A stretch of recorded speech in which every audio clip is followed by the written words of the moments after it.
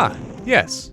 Because when I do things, my first thought is, better go lift James from whatever activity he's currently doing and show him this thing. You don't even knock anymore. Lord knows. Why do they keep making billboards that say the McRib is back? It's not like it left. Did it go on vacation? Do sandwiches pay for vacations?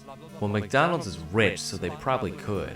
Seriously, you could start with a "Hey Andy" or a "Come check this out." A simple verbal indication of any kind would be better than "Boom, grab, take, place, look at this."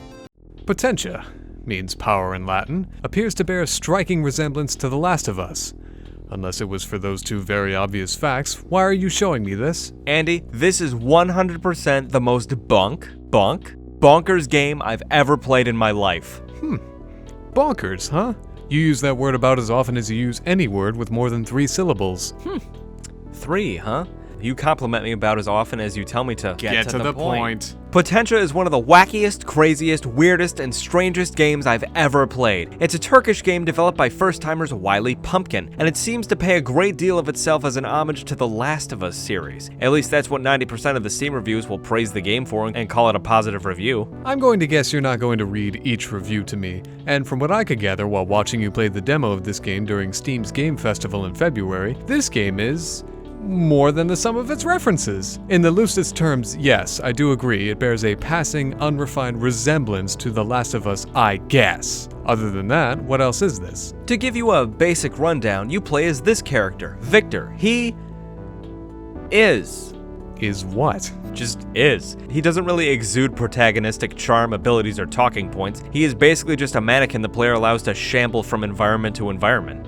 Perhaps this game is more in common with The Last of Us than we immediately thought. The overarching storyline of this game is kind of silent and non-existent between the first and final chapters of this game. Other than those 2 chapters, the rest are their own little B, C, and D plots that have no real bearing on each other. Chapter 1 kicks the story off by having Victor get on a train. He's going to meet his wife. As he gets on the train, some sort of explosion happens, nuclear I believe, sending him through the train. Somehow he survives and is left to roam the burning hellscape that several trains piled together to create. Along the way, you'll meet several NPCs who just melt in front of you. You're left to wonder, how on fucking earth did you survive? More than likely, that's his singular protagonistic ability. Living. That explains how he was able to survive the nuclear blast, the several ungodly things that follow a nuclear blast, entire governments becoming ruined, and cities being left to burn. Nothing in this entire game explains how he and his wife survived the burning, radioactive hellscape the train station, the city containing it, and the half the country it resides in should have been. Anyway, every chapter after 1 takes place 3 years after that incident, showing the world is now empty buildings you can't enter, bridges built between windows which only exist to guide the player, and random animals that exist but serve no real purpose. Specifically these alligators. They were so pointless they straight up disappeared. What about these people who aren't you or your wife? Are they walking, breathing, shelving units, holding various helpful items such as bullets, healing apparatus, and other items that you have to kill to open? Yes, they are the Ravagers. Basically, they are 96% of the population on Earth right now, and their only real form of attack is approaching the player while shooting at him, making them very easy to kill, which...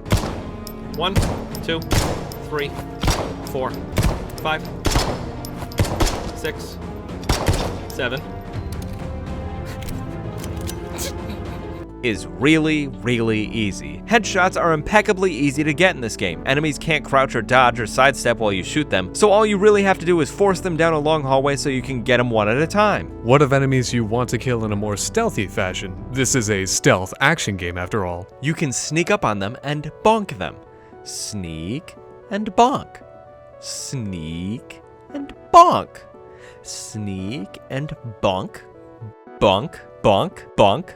The takedown animations are hilarious and range from Victor being a fucking WWE superstar to him leg sweeping grown humans so he can punch them with his crowbar hand. Hey, why don't any of them, like, yell or scream? Yelp? They're getting their legs broken, their skulls bashed in, their shoulders punched, their legs swept. Why the din aren't any of them releasing pained gasps that other enemies can hear? Sure, people can have high tolerances for pain, but these are people getting their knees broken. Surely they can make some sort of noise before your skull meets the business end of a crowbar hand. The only noise an enemy makes is when they're searching for you, and even then... Now I'm gonna fuck your monkey. I'm not sure I would have preferred more things coming from their mouths. These simple enemies will dot every map in every chapter and are usually preceded by hip-high walls easy for hiding behind. Unfortunately, the stealth parts of this stealth action game quickly fall apart because there's really no way to stealth your way through this game, and even if you did, there aren't many options for knock your enemies out. You're bound to leave a spotting of dead bodies on your way through this game. I'm noticing something as you're walking through these thought-to-be-dead environments, these forests, and a cul-de-sac. Your path seems very pointed. Is this another homage to The Last of Us in that even when the game presents you options for directions, there really is only one? There are dozens of buildings with what could be useful supplies in them, with several floors to explore, but you only ever travel through one or two, exploring a corridor, a room, a second room, a bridge, and then a staircase. What is with post-apocalyptic games and not letting us explore this post-apocalypse? It feels like such a waste to model these buildings, these areas with a wealth of drawers to open, walls for enemies to hide behind, and places for collectibles to be found, to just be another thing you gotta walk by because there's too many barriers that don't make sense in your way, forcing you down the way the game says you gotta go. Hey, that's not fair. You got to choose your direction in this game in like chapter 5. I'm choosing to go left. Nope, dead end. Gotta go right. There you go. Now then, how's the story? It's crap. Actual crap. It's confusing, nonsensical crap. Chapter 2 is the only fun chapter where you get used to the game, learning the ropes of the controls, getting your beginning weapons, and a gun. So wait, this guy and his wife and his kids, he mentions having kids, survived all this time on what? Luck alone? He didn't have a crowbar or a gun before now? Fascinating. Chapter 3 takes place within a school that you've been living in until it gets attacked by Ravagers and you gotta kill them all. Then you fall into a booby trap, then your wife gets kidnapped. But wait, hold on. A school is the second worst place you could possibly take refuge after the world falls apart. The only place worse than that is an open field, completely naked, wearing a sign on your face that says free man meat. Also, how did he know his wife was kidnapped? There was no scene showing it, no context. She could have easily, not been kidnapped. She survived 3 years in a dinning school with kids who we never see, without a gun. How didn't she escape this situation? Chapter 4 takes place in a forest after an army vet who was introduced in Chapter 1 saves your life because he just so happened to be at the school while the Ravagers were attacking. Shut the milk bar.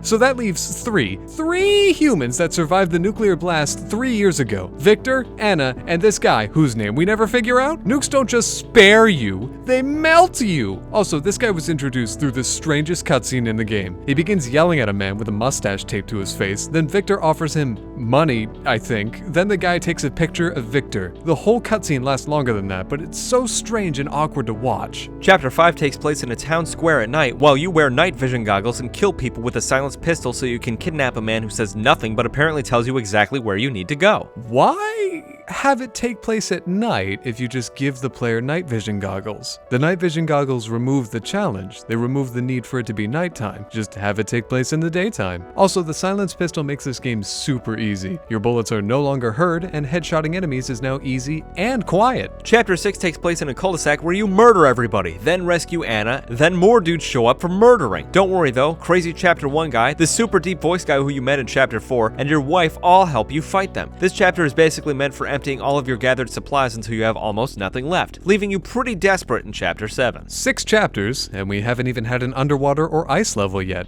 I'm actually a little impressed. Chapter 7 suffers from a serious case of, well, what now? And just tells Victor, his crazy friend, and his wife to get to the airport. So you do. You start in a forest, then you go to an airport.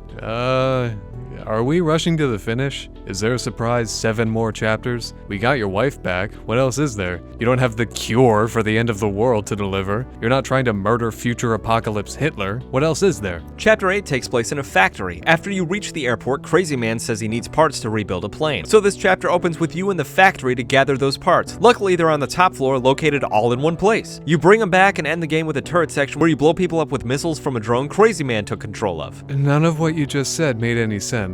Hopefully the finale explains more. The finale is, you escape on the plane, Crazy Man dies from an injury sustained in the forest. The man survives a nuclear explosion and 3 years in a furore froggy forest and dies to a wound like that.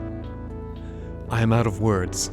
Simply no words. Then there's a flashback that explodes explains the story, kind of. It shows Anna in a military building, walking through, being saluted at, meeting a man of some regard, then the camera pans to show us blueprints for a plan called Potentia. I suppose that means the nuclear blast was caused by Anna, I think? Then Victor walks into the distance while saying, "You leave me no choice." And the game ends, right there. Cliffhanger, like it expects us to hang on for more of this when most of us have plummeted to our deaths ages ago. Potentia is awful. Downright awful. It is a cocktail made of really janky animation, gameplay about as smooth as sandpaper, dialogue made of lines that seem like they're from completely different conversations. Note, we are not bashing the English translation or performance. Boring, uninteresting controls and mechanics that never felt fully tested, and the final ingredient, there was no point to any of it. Victor headshots his way through the story, but never seems to matter. You learn nothing by the end of the game except people are terrible and will take any opportunity to be terrible and violent, but that's not something new. We didn't have to look inside ourselves to figure that out. That's basic, common human knowledge. You're no better for having played from beginning to end, and all you're ever really left with is the knowledge that this already awful game isn't over because it ends on a cliffhanger. What more is there? There's nothing left. We don't even know where Victor ended up, and it's not like you suddenly can cure the end of the world. Just awful. If you are curious about Potentia, we do not recommend buying it at any price over 50% because it's 4 hours long and not worth your $20. We also do not recommend playing this game with any sort of expectations for a good story, fun gameplay, or really anything that makes sense. We do recommend that you play this game with a case of the giggles handy. Go in ready to laugh because that's really the only thing this game is good at doing. Making you laugh as things break down in front of you. Dead bodies jostle and jump when they die. Animals exist for no reason, then without warning decide not to exist anymore. Potentia is a game where if you expect anything more than the lowest common denominator of entertainment, your only reaction to things happening will be screaming questions at the screen anytime anything happens because none of it really makes any sense. Thank you for watching our review. I think I have to go do math or something, because this whole thing may have dropped my IQ a few points.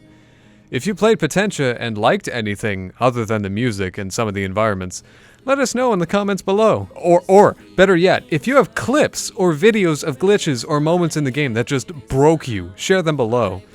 We played the whole thing beginning to end in a Twitch stream. Link to that is in the description. Okay, I think that's it. Follow us for more fun content, stay socially distant. Alright, bye. I forgot what a reciprocal is! I have never known what a reciprocal is. It's, James, 12 is a 12? I know. Yeah.